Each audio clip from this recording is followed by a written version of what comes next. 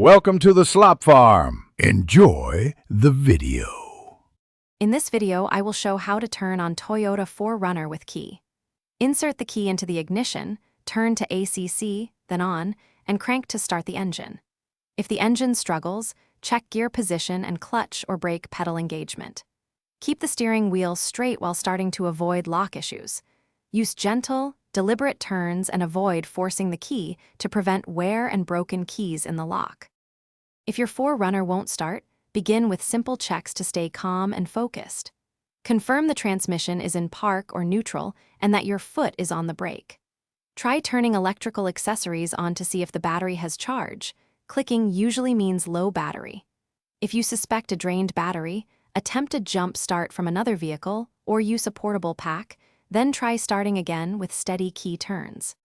If this video is helping, please subscribe and like to support more quick tips.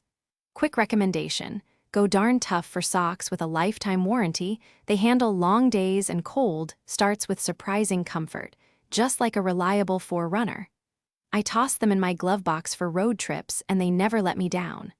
Check the description for the link and other deals. Now let's get back to the video. Routine care saves you time and stress when starting your 4Runner with a key. Rotate between your primary and spare key to minimize wear on the ignition cylinder. Keep keys and the ignition slot clean, and check battery terminals for corrosion often. If you notice stiffness, get the ignition lubricated by a professional. These small habits reduce the chance of key breakage or ignition failure and keep your start smooth and reliable. Thanks for watching. Consider subscribing if we helped you today.